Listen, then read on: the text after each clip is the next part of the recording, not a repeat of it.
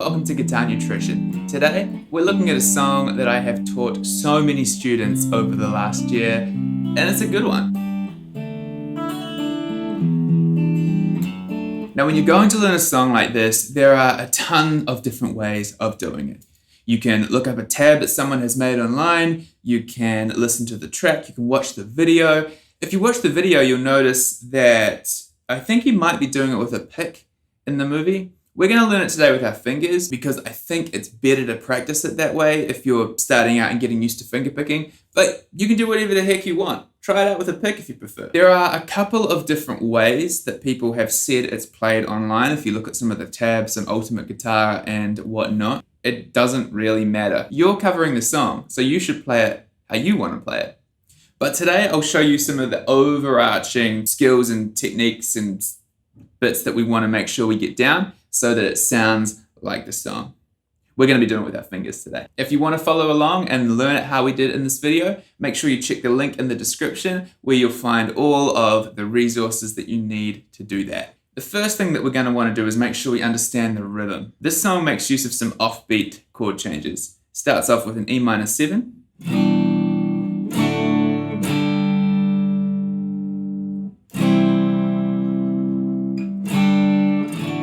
1, 2, 3, 4, and. The and is important.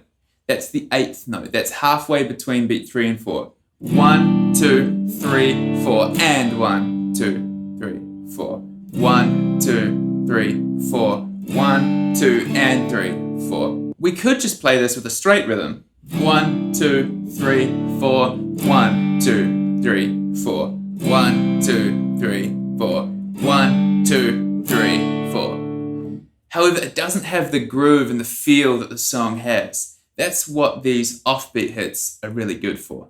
1, 2, 3, 4, and 1, 2, 3, 4. 1, 2, 3, 4. 1, 2, and 3, 4. So once we've got used to those rhythm hits, we can look at how we do it with our fingers. We're going to start off with this E minor chord, and with our right hand, we're going to use our thumb and our first and second finger to pick the strings. Our thumb is going to start on the low E string, and our first and second fingers are going to be on the G string and the B string. We're going to go like this. Thumb, thumb, 2, 1. Thumb, thumb, 2, 1. Then we're going to switch to our D over F sharp chord. We're going to go thumb, and then we're going to play 2 and 1 together. And then we're going to switch to our G chord and play thumb, 1 and 2 all together. So it kind of stacks. We start with thumb, thumb, 2, 1. We're playing them all separately. Then we go thumb and then 1 and 2 together, right? So we're stacking it, and then we just do them all together. And we do this over the rhythm that we had when we were playing the chords. 1 and 2 and 3 and 4 and 1, 2, 3, 4. We hold that G chord for another bar. 1 and 2 and 3 and 4 and 1, 2, 3, 4. That's part 1. I like to think of this riff as being in 3 parts. So that's part 1. I actually prefer to play this using my third and my second finger instead of my first and my second finger. That's how I would play it. However, if you want to do it without having to shift positions, and go with your first and your second finger. So the second part of this riff is using the C chord. It sounds like this.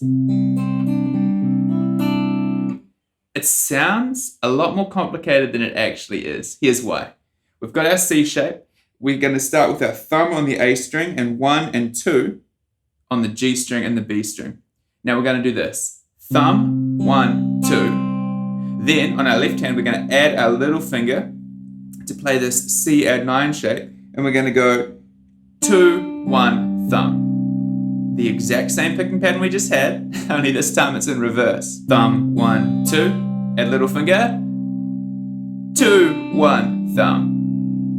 Then we're just going to go 3, 2 on the top 2 strings of the guitar. Thumb, 1, 2, 2, 1, thumb, 3, 2. reason it sounds more complicated than it actually is because we have a 3-note melodic shape. We're going up for 3 notes, then we're going down for 3 notes with a little 2-note shape tagged onto the end. So this 3 plus 3 plus 2 is happening over top of a rhythm that is divided into 2 lots of 4. 1, 2, 3, 4, 1, 2, 3, 4. So you've got 3, 3, 2 over top of 4, 4. So it sounds kind of complex, but if we think about it and break it down in terms of what we're actually doing, it's pretty straightforward to think about. It always pays to look at any tabs and charts we're doing through this kind of lens. It might sound complicated, but if you break it down and ask yourself, what is actually happening here? Can I simplify this? Can I make it easier to understand? Most of the time, there is an easier way of thinking about it. That's part 2. So far, we've got this.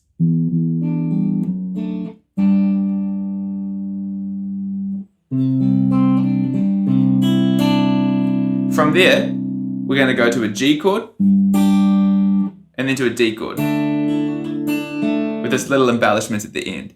So what we're going to do is play the E string with our thumb, and then 1, 2, and 3 is going to play the top 3 strings of the guitar. And then we're going to go to the D chord where we're not going to have our middle finger going on to start with, but we're going to play the D string with our thumb, and our first and second finger will be on the G string and the B string.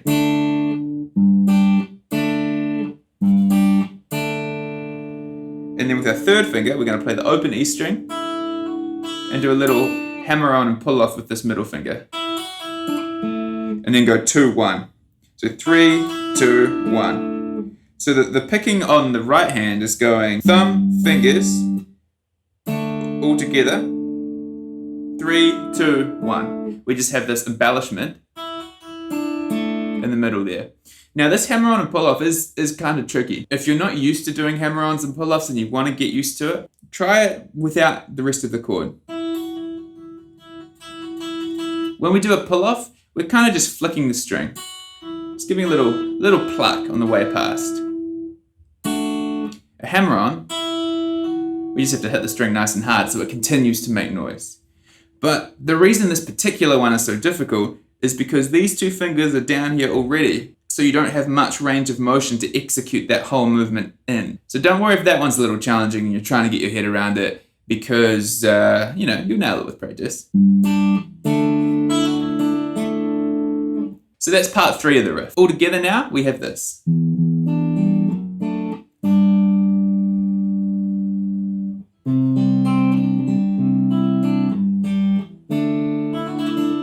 Now it continues in the verse of the song with that.